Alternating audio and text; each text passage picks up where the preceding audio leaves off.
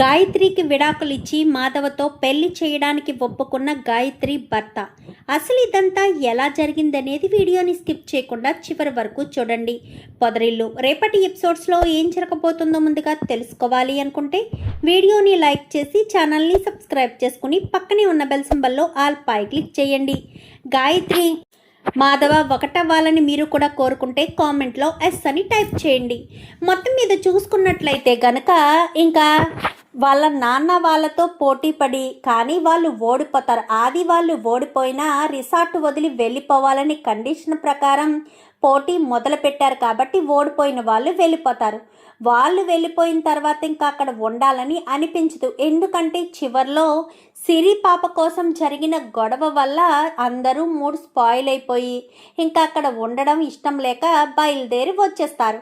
ఇంకా ఇంటికి వచ్చిన తర్వాత మహాలక్ష్మి సర్టిఫికెట్స్ వచ్చాయని యూనివర్సిటీ నుంచి ఫోన్ రావడంతో మహాలక్ష్మి చాలా సంతోషపడుతుంది.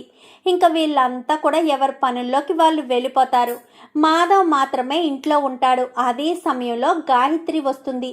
బావా అంటూ ముందర గుమ్మం నుంచే పిలిచేసరికి ఒక్కసారిగా గాయత్రి వాయిస్ వినిపించడంతో వంటగదిలో ఉన్న మాధవ గబగబా మెయిన్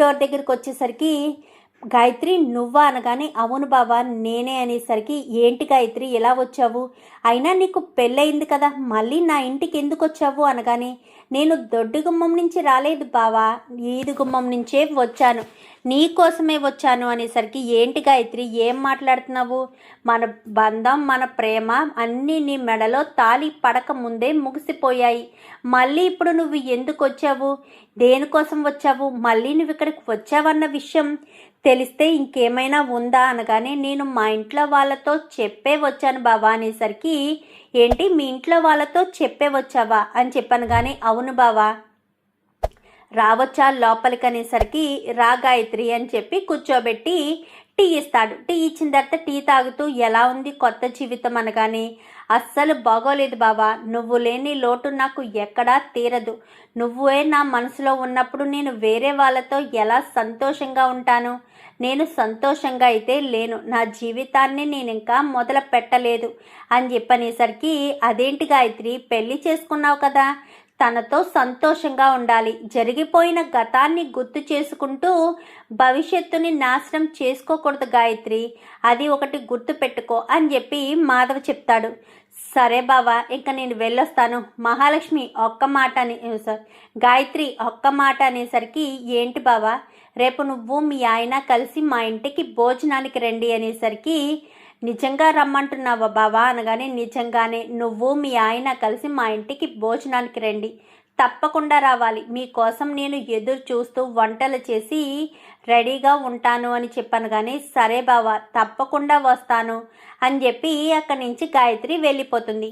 అదే విషయం వీళ్ళందరికీ చెప్పడంతో గాయత్రి వాళ్ళకి చెప్పే వచ్చింది, వాళ్ళ ఆయన్ని తీసుకుని రమ్మని నేనే చెప్పాను అంటూ మొత్తం విషయం అంతా కూడా చెప్పడంతో నువ్వేం చేస్తున్నావో నీకేమైనా అర్థమవుతుందన్నయ్య, గాయత్రిని నువ్వు రమ్మని చెప్పడం ఏంటి, అసలు గాయత్రి ఎలా వస్తానంది, దానికి కొంచెం కూడా బుద్ధి లేదా ఏంటి, అలా ఎలా వస్తుంది, అయినా గాయత్రి ఎందుకు నీతో పదే పదే మాట్లాడాలనుకుంటుంది, గాయత్రి పదే ఇక్కడికి ఎందుకు వస్తుంది అని చెప్పాను. కానీ ఏమోరా వాళ్ళిద్దరూ సంతోషంగా లేరు అని చెప్పింది, వాళ్ళిద్దరిని కలపడం కోసమే నేను రమ్మని చెప్పాను అనగాని పిచ్చా ఏంటి అంటూ మాట్లాడేసరికి అవును గాయత్రి ఎక్కడున్నా సంతోషంగా ఉండాలి అంతే, అంతకు మించి నాకు వేరే ఆలోచన లేదు అని చెప్పి ఇంకా మాధవ్ అయితే అంటాడు.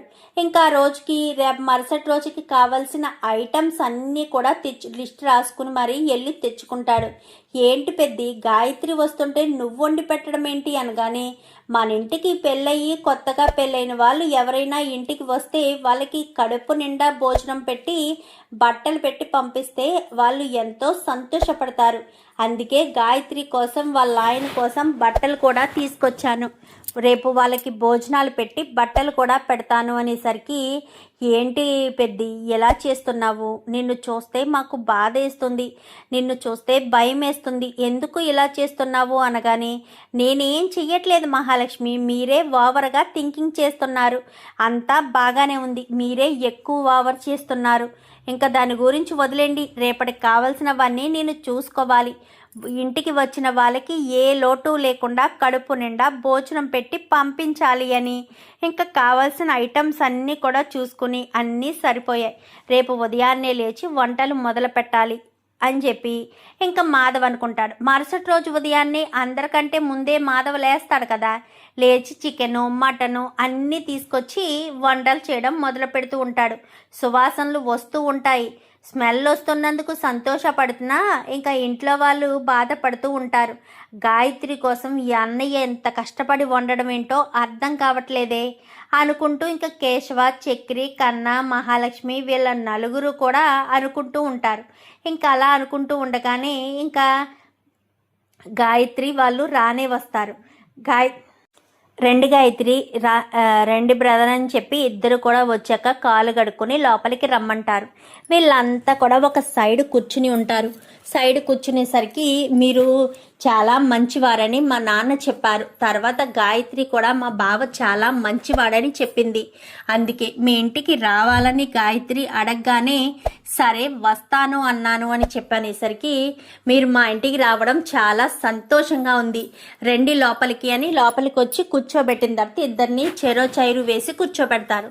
ఇంకా కూర్చున్న తర్వాత ఇద్దరు కూడా ఒకరి ముఖాలు ఒకరు చూసుకుంటారు. ఏంటి మా ఇంటికి రావడం ఇష్టం లేదా అనగాని అయ్యో ఇష్టం లేకుండా లేదు, మీతో ఒక విషయం మాట్లాడడానికి నేను ఇంటికి వచ్చాను అనేసరికి ఏంటా విషయం అనగానే నేను తప్పు చేశాను అని నాకు అర్థమైంది. ఎందుకంటే గాయత్రి మిమ్మల్ని ప్రేమించిందంట కదా, ఆ విషయం గాయత్రి ధైర్యం చేసి నాకు పెళ్లికి ముందు చెప్పినా నేను మీ ఇద్దరి పెళ్లి జరిపించేవాడిని. నేను గాయత్రిని ఇష్టపడ్డ మాట నిజమే, కానీ తన శరీరాన్ని కాదు తన మనసే మీ దగ్గర ఉన్నప్పుడు నేను తనని ఏం చేసుకుంటాను? పెళ్ళైనప్పటి నుంచి ఇప్పటి వరకు గాయత్రి నాతో ఎప్పుడు ఏమీ మాట్లాడకపోయేసరికి నాకు అనుమానం వచ్చి ఎవరినైనా ప్రేమించావా అనేసరికి గాయత్రి నా కాళ్ళ మీద పడి నన్ను క్షమాపణ అడిగింది.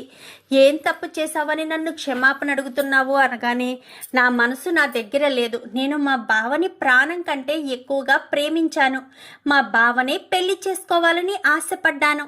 కానీ మా ఇంట్లో వాళ్ళు మా బావకి నాకు పెళ్లి జరిపించలేదు.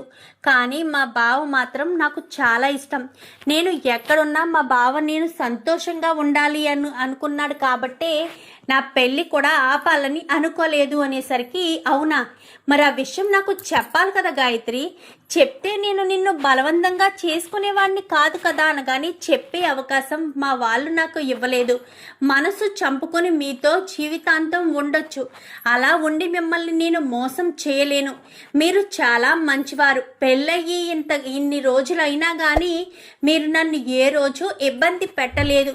అందుకోసమనే నన్ను ఇబ్బంది పెట్టని మిమ్మల్ని మోసం చేయడం నాకు ఇష్టం లేదు కాబట్టే నేను మీకు నిజం చెప్పాలనుకుంటున్నాను అనేసరికి ఇప్పుడు మీ బావతో నీ పెళ్ళి జరిపించాలంటావా అని చెప్పాను. కానీ మీ ఇష్టం, మీకు ఎలా నచ్చితే అలా చెయ్యండి. మా అమ్మ నాన్న నా బాధను నా ప్రేమను అర్థం చేసుకోలేదు, దయచేసి మీరైనా అర్థం చేసుకుంటారు అన్న ఒకే ఒక్క కారణం చేత మీకు చెప్తున్నాను అని చెప్పి ఇంకా గాయత్రి కాస్త చెప్తుంది. చెప్పేసేసరికి ఆ మాటలు విన్న పెళ్లి కొడుకు గాయత్రి భర్త అయితే సరే ముందు వెళ్ళి మీ బావతో మాట్లాడు, నన్ను మీ బావ వాళ్ళ ఇంటికి తీసుకువెళ్ళు అని చెప్పడం వల్లే నిన్న గాయత్రి మీ ఇంటికి వచ్చింది. ఈరోజు మీరే పిలిచారంట కదా నన్ను గాయత్రిని భోజనానికి రమ్మని. మీరు చాలా మంచివారండి. మా నాన్న చెప్పిన దానికి గాయత్రి చెప్పిన దానికి గాయత్రి పిలవకుండానే మీరు ప్రేమించిన అమ్మాయి మరొక వ్యక్తిని పెళ్లి చేసుకుంది అని తెలిసినా మీరు ఏమాత్రం బాధపడకుండా తను జీవితం నాశనం అయిపోవాలని కోరుకోకుండా మా ఇద్దరిని మీరు భోజనానికి పిలిచారంట. దానికి నాకు చాలా సంతోషం అనిపించింది. అందుకే మీకు అభ్యంతరం లేకపోతే గాయత్రిని మీకు ఇచ్చి పెళ్లి చేయడానికి నాకు ఎలాంటి అభ్యంతరం లేదు అనేసరికి ఒక్కసారిగా అందరూ షాక్ అయిపోతారు. ఏం మాట్లాడుతున్నారు అని చెప్పాను కానీ నిజం మాట్లాడుతున్నాను. కన్న తల్లిదండ్రులు అర్థం చేసుకోలేదు, కట్టుకున్న భర్తను నేనైనా అర్థం చేసుకోవాలి కదా. ఇప్పుడు వాళ్ళు గాయత్రిని నా చేతిలో పెట్టారు. ఇంకా గాయత్రి బాగోగులు చూసుకోవాల్సిన బాధ్యత నాది. అందుకే గాయత్రి మనసు తెలుసుకున్నాను కాబట్టే నేను గాయత్రిని మీకు ఇచ్చి పెళ్లి చేయాలి అని నిర్ణయం తీసుకున్నాను. మీరేమంటారో మీ ఇష్టం. నేను గాయత్రిని ముట్టుకోలేదు, అది మాత్రం క్లియర్గా చెప్తున్నాను. గాయత్రి పెళ్ళికి ముందు ఎలా ఉందో పెళ్ళి తర్వాత అలా ఉంది. ఎటొచ్చి తన మెడలో పసుపు తాడు, కాళ్ళకు మెట్లు తప్ప ఏది మారలేదు. నా భార్య అనే పేరు వచ్చిందే గాని గాయత్రి నా భార్య కాలేదు. మీకు అభ్యంతరం లేకపోతే మిమ్మల్ని ఇంతలా ప్రేమించే అమ్మాయి మీకు దొరకడం అదృష్టమని మీరు భావిస్తే గాయత్రికి మీకు పెళ్లి చేయడానికి నాకు ఎలాంటి అభ్యంతరం లేదు అని చెప్పి గాయత్రి భర్త చెప్పడంతో ఒక్కసారిగా అందరూ షాక్ అయిపోతారు. ఏమంటున్నారు బ్రదర్? మీకు నిజంగా మనస్ఫూర్తిగా గాయత్రికి మా అన్నయ్యకి పెళ్ళి చెయ్యాలనుందా అనగానే చెయ్యాలనుంది కాబట్టే కదా నేను ఇప్పుడు ఇంత అర్జెంటుగా గాయత్రిని తీసుకుని మీ ఇంటికి వచ్చింది. నాకు గాయత్రి సంతోషమే ముఖ్యం. నాతో ఇష్టం లేని కాపురం చేసి ప్రతి క్షణం దినదిన గండంగా గాయత్రి బ్రతకడం నాకు ఇష్టం లేదు. గాయత్రిని మీ అన్నయ్య ఎలా ఇష్టపడ్డాడో నేను ఇష్టపడ్డాను, కానీ నాది కొన్ని రోజుల ప్రేమ మాత్రమే. వీళ్ళిద్దరూ చిన్నప్పటి నుంచి ప్రేమించుకున్నారంట కదా. మీ రెండు కుటుంబాల మధ్య ఏవో గొడవలు ఉండడం వల్లేనంట కదా మీ ఇద్దరు విడిపోయారు. నాకన్నీ గాయత్రి చెప్పింది. అందుకే గాయత్రి మనసును అర్థం చేసుకున్నాను కాబట్టే గాయత్రికి మీకు పెళ్లి చేయాలని అనుకుంటున్నాను. ఎవరు దీనికి అభ్యంతరం చెప్పినా అందరి నోళ్ళు మూయించగల సత్తా నాకు ఉంది. మా ఇంట్లో వాళ్ళతో కూడా నేను మాట్లాడతాను. మా నాన్నకు కూడా మీరంటే ఇష్టమే కాబట్టి ఒక్కసారి నేను మాట్లాడతాను అనేసరికి ఇంకా మీ ఇష్టం అంటూ వీళ్ళు చెప్తారు. మీరు కాదు చెప్పాల్సింది, మీ అన్నయ్య. మీ అన్నయ్యకి అభ్యంతరం లేదు అంటే నాకు అభ్యంతరం లేదు అంటూ ఇంకా గాయత్రి భర్త చెప్పేసేసరికి చెప్పన్నయ్య, మాట్లాడన్నయ్య. గాయత్రి అంటే నీకు ఇష్టమే కదన్నయ్య, చెప్పన్నయ్య. లైఫ్ ఏది సెకండ్ ఛాన్స్ ఇవ్వదు. ఇప్పుడు గాయత్రిని నీకు సెకండ్ ఛాన్స్గా మళ్ళీ ఇస్తుంది.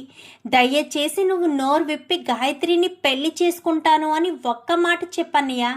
అప్పుడు గాయత్రి నీ సొంతం అవుతుంది. చెప్పన్నయ్య అంటూ ఇంకా అందరూ ఫోర్స్ చేసేసరికి గాయత్రి నీకు ఇష్టమేనా అనగానే నిన్ను పెళ్లి చేసుకునే అవకాశం వస్తే ఎందుకు వదులుకుంటాను బావా, వదులుకోను, ఇష్టమే అని చెప్పనేసరికి సరే మీ ఇష్టం.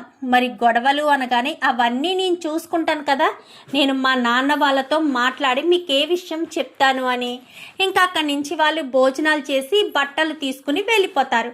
ఇంటికి వెళ్ళడంతో వాళ్ళ నాన్నకు జరిగిన విషయం అంతా చెప్తాడు. ఏంటి, అవునా, అసలు ఎక్కడ కూడా వాళ్ళు చెప్పలేదు.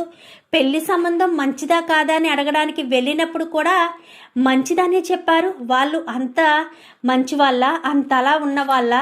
అయితే ఖచ్చితంగా గాయత్రి సంతోషమే నువ్వు కోరుకుంటున్నావా, గాయత్రి లేకపోయినా పర్వాలేదా అని చెప్పి వాళ్ళ కొడుకుని అడిగేసరికి ఇష్టం లేని నాతో ఏం సంతోషంగా ఉంటుంది నాన్న, గాయత్రి తనకి ఇచ్చేద్దాం, మాధవ్కి ఇచ్చేద్దాం అనగానే మీ ఇష్టం అనేసరికి మీరే గాయత్రి తల్లిదండ్రుల స్థానంలో ఉండి గాయత్రిని వాళ్ళకి ఇచ్చేయాలి అనేసరికి సరే అని చెప్పి ఇంకా అంతా కూడా మాట్లాడుకుంటారు. ఈ విషయం తెలుసుకున్న తాయారు పురుషోత్తం అయితే ఇంకా వీళ్ళింటి మీదకి గొడవకొస్తారు. అదే సమయానికి గాయత్రి భర్త వాళ్ళు కూడా వచ్చి మీ కూతురు మీకు చెప్పినప్పుడు మీరు అర్థం చేసుకున్నారా, మీరు తన బాధని అర్థం చేసుకుని తనకిష్టమైన వాడిని ఇచ్చి పెళ్లి చేస్తే ఏ ఇబ్బంది ఉండేది కాదు కదా, అయినా మీరు తల్లిదండ్రులా లేక మూర్ఖులా? పంతానికి పోయి కూతురు పెళ్లి చేస్తే కూతురు ఇష్టం లేకుండా కాపురం చేసేస్తుంది అనుకున్నారా? ఆ రోజు నుంచి ఈ రోజు వరకు గాయత్రి నేను ఎడమొహం పెడమొహంగా ఉన్నాము.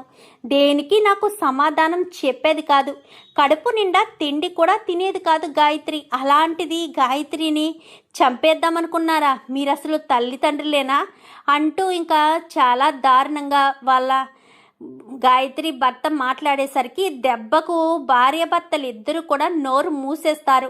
గాయత్రి పెళ్లి చేసే బాధ్యత నాది. ఇప్పుడే ఈ క్షణమే గాయత్రికి పెళ్లి చేస్తాను, గాయత్రికి మాధవ్ గారికి అనేసరికి మీ ఇష్టం అని చెప్పి ఇంకా వాళ్ళు సైలెంట్ అయిపోతారు. సైలెంట్ అయిపోవడంతో ఇంకా ఈ బట్టలు కట్టుకుని ఇద్దరు రండి అనగానే పంతులు గారు వచ్చారా అనగానే వచ్చాం బాబు అనేసరికి ఇక్కడ పెళ్ళి ఇదంతా ఏర్పాటు చెయ్యండి అనేసరికి ఇంకా అక్కడే గదిలోనే హాల్లోనే కూర్చోబెట్టి ఇంకా అక్కడే పెళ్లి పెట్టలు అన్నీ వేసి వీళ్ళిద్దరినీ లోపలికి పంపించి బట్టలు మార్చుకురమ్మని తీసుకొచ్చిన తర్వాత ఇద్దరిని పెళ్ళికొడుకుని పెళ్ళికూతుర్ని చేసినట్టుగా బాసికాలు బొగ్గన చుక్క అంతా చేసి ఇంకా వాళ్ళిద్దరినీ కూడా ఎంతో సంతోషంగా అందరూ చూస్తూ ఉండగానే గాయత్రి మెడలో తాళి కట్టేస్తాడు. ఇంకా మాధవైతే పురుషోత్తం తయారు అయితే అలా చూస్తూ ఏం చేయాలో అర్థం కాని పరిస్థితిలో ఉండిపోతారు.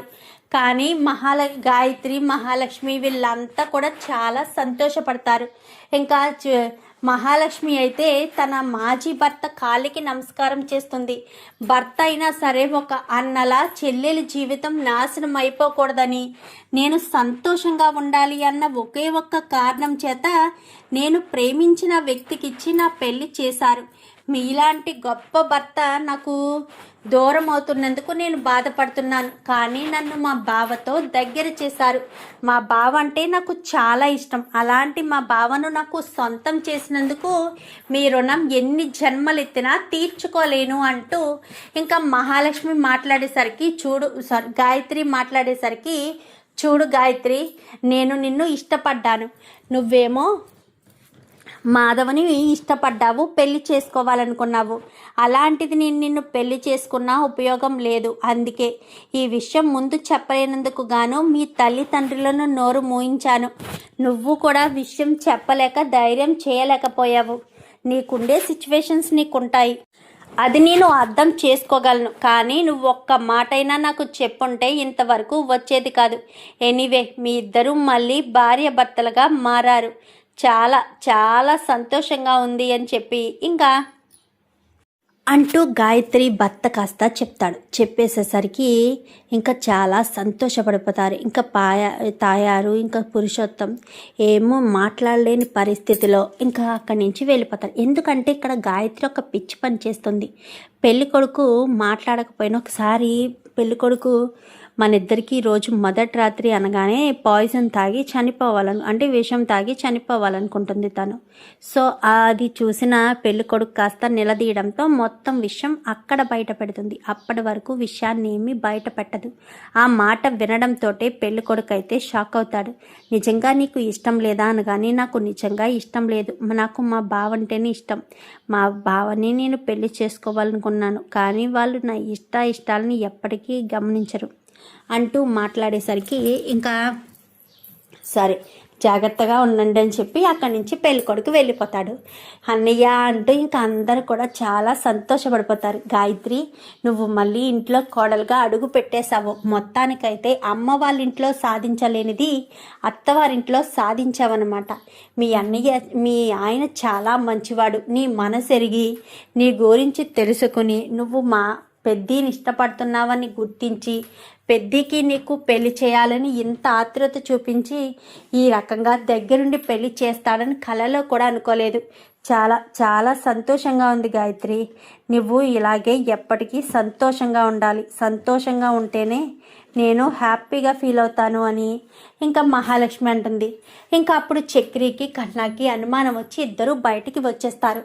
ఏమైందిరా అని చెప్పాను. కానీ నీకేమైంది అన్నయ్య? నాకు ఒక అనుమానం వచ్చింది. నాకు వచ్చిన అనుమానమే నీకు వచ్చిందా ఏంటి కొంపతీసి అనేసరికి, ఏంటన్నయ్య అది? మహాలక్ష్మి గాయత్రి ఇంటి కోడలుగా వచ్చేసింది కాబట్టి ఇక మీదట మహాలక్ష్మి ఇక్కడ ఉండకుండా వెళ్ళిపోతుంది అన్నయ్య. నాకు అదే డౌట్ వచ్చిందిరా, మహాలక్ష్మి ఇక్కడి నుంచి వెళ్ళిపోతుందా ఏంటి అని భయం వేసింది. ఇప్పుడు తను ఇక్కడి నుంచి వెళ్ళిపోతే ఏంటి పరిస్థితి? తను లేకపోతే నేను ఉండలేను. కన్నా, నీకు ఇలా చెప్తున్నానని మరోలా అనుకోవద్దు. నాకు మహాలక్ష్మి చాలా ఇష్టం. మహాలక్ష్మి లేకపోతే నేను ఉండలేను. మహాలక్ష్మిని ప్రేమించే నేను తన మెడలో తాళి కట్టాను. కానీ నన్ను ఆపద్ధర్మ భర్తగానే చూస్తుంది. తనకు అదేరా నాకు అనుమానంగా ఉంది అని చెప్పి ఇంకా ఇద్దరు అనుకుంటారు. మరి ఇద్దరు అనుకున్న తర్వాత కేశవ్ వస్తాడు. ఏంటి ఇద్దరు ఏదో బయట డీప్ డిస్కషన్లో ఉన్నారు, డిస్కషన్ ఏంటా, మహాలక్ష్మి వెళ్ళిపోతుందేమోనని. వదిన వెళ్ళిపోతుందా? అదేంట్రా, ఎందుకు వెళ్ళిపోతుంది? మరి ఈ ఇంట్లో ఆడదిక్కు లేదనే కదా ఎన్ని రోజులు కూర్చుని ఉంది. ఇప్పుడు గాయత్రి ఇంట్లో అడుగు పెట్టింది కోడలుగా. ఇప్పుడు మహాలక్ష్మి ఇంట్లో ఎందుకుంటుంది? ఇంట్లోంచి వెళ్ళిపోతానంటుంది అని చెప్పనేసరికి ఇప్పుడు ఏం చెయ్యాలరా? మరి మహాలక్ష్మి ఇంట్లోంచి వెళ్లకుండా మనం ఏం చేయగలగాలి, ఏం చెయ్యాలి అంటూ మాట్లాడడంతో అదే కదా తెలియడం లేదు. మహాలక్ష్మిని మనమే ఏదో రకంగా ఆపాలి. అది ఎలా ఆపాలి, ఏ విధంగా ఆపాలి అనేది తెలియడం లేదు. కానీ మహాలక్ష్మి ఇక్కడ ఉండాలి, వదిన ఇక్కడే ఉండాలి అంటూ ఇంక ముగ్గురు అనుకుంటారు. అనుకునేసరికి ఇంకా ఈలోపు మహాలక్ష్మి రానే వస్తుంది. కన్నా నువ్వే ఏదో రకంగా మహాను ఆపాలి. మహాలక్ష్మిని ఆపే శక్తి బలం అన్నీ నీకే ఉన్నాయిరా. నువ్వు ఏమడిగినా ఇస్తాను, ఏమడిగినా ఇస్తాను. మహాలక్ష్మి ఇక్కడే ఉండాలిరా అంటూ చక్రి అక్కడి నుంచి వెళ్ళిపోతాడు. ఏంటి డీప్ డిస్కషన్ జరిగింది, నేను రావడంతో మీ అన్నయ్య చక్రి వెళ్ళిపోయాడు, ఎక్కడికి, ఏం డిస్కషను ఏంటి, దేని గురించి అనగానే అది వదిన అనేసరికి చెప్పు దేని గురించి. అది వదిన నువ్వు నేను ఇప్పుడు మహాలక్ష్మి, నువ్వు గాయత్రి వదిన వచ్చింది కదా, ఇప్పుడు నువ్వు ఇంట్లోంచి వెళ్ళిపోతావా, నన్ను వదిలి వెళ్ళిపోతావా అని చెప్పనేసరికి మీకు ఆడదిక్కు వచ్చింది కదరా అని చెప్పాను. కానీ అదేంటో వదిన అలా అంటావు, నువ్వు ఇంట్లోంచి వెళ్ళిపోతే నాకు ఎంత బాధగా ఉంటుంది. రే కన్నా ఎందుకు ఏడుస్తున్నావురా అని చెప్పాను. కానీ నువ్వు వెళ్ళిపోతానన్న మాట అంటేనే నాకు కళ్ళల్లో నీళ్ళు ఆగట్లేదు వదిన. అలాంటిది నువ్వు నిజంగా వెళ్ళిపోతే నేనేమైపోవాలి? మా అమ్మే నాకు తిరిగి వచ్చిందనుకున్నాను. మా అమ్మ నేను పుట్టిన తర్వాత నన్ను వదిలి వెళ్ళిపోయింది. ఈ అమ్మ కూడా నన్ను వదిలి వెళ్ళిపోతుందా? ఈ అమ్మ కూడా నా దగ్గర ఉండదా అంటూ ఇంకా కన్నా ఏడవడం మొదలు పెడతాడు. రే కన్నా ఏం చేస్తున్నావురా అంటూ ఇంకా పక్కనున్న కేశవ, మహాలక్ష్మి అడిగేసరికి ఈ లోపు అందరూ కూడా వస్తారు. ఏమైందిరా కన్నా, ఎందుకు ఏడుస్తున్నావు అనగాని మహాలక్ష్మి వదిన వెళ్ళిపోతుంది కదా అని చెప్పనేసరికి వదిన ఎందుకు వెళ్తుందిరా, వదిన ఇక్కడే కదా ఉంటుంది అంటూ ఇంకా పెద్ద అంటాడు. అది గాయత్రి ఇంట్లో వచ్చిందని వదిన వెళ్ళిపోతాను అంటుంది. ఇప్పుడు నేను ఏం చేయాలి? వదిన నిజంగా వెళ్ళిపోతుందా అన్నయ్య? వదిన వెళ్ళిపోతే నా పరిస్థితి ఏంటి అంటూ మాట్లాడుతూ ఉండేసరికి ఇంకా ఏం చేయాలో అర్థం కాక మహాలక్ష్మి అలా ఆలోచించుకుంటూ ఉండిపోతుంది. నేను ఇక్కడే ఉండిపోవాలా? వీడేమో నన్ను వదిలి వెళ్ళనివ్వట్లేదు. వీడికి నేను వదిన తల్లిలా కనిపిస్తున్నానంటున్నాడు. వీడితోటే నేను ఎలా ఉండాలి, వీడితో నేను ఎలా ఉండగలగాలి? నేను ఇక్కడే ఉంటే నా భవిష్యత్తు ఏమవుతుంది? నేను ఇంట్లో ఏ హక్కు అధికారంతో ఉండాలి అని ఆలోచిస్తూ ఇంకా మహాలక్ష్మి కాస్త బాధపడుతూ ఉంటుంది. బాధపడుతూ ఉండేసరికి అమ్మ మహాలక్ష్మి అనేసరికి చెప్పు పెద్ది అనగానే ఏంటమ్మా ఏం ఆలోచిస్తున్నావు? వాడు వదిలి వెళ్ళిపోవాలి అని అంటున్నాడు. నిజంగా వదిలి వెళ్ళిపోతావా? నువ్వు వదిలి వెళ్ళిపోతే వాడి పరిస్థితి ఏమవుతుంది? ఒక్కసారి ఆలోచించమ్మా మహాలక్ష్మి అంటూ ఇంకా పెద్ద మాట్లాడడంతో ఇంకా మహాలక్ష్మికి ఏం చేయాలో అర్థం కాదు.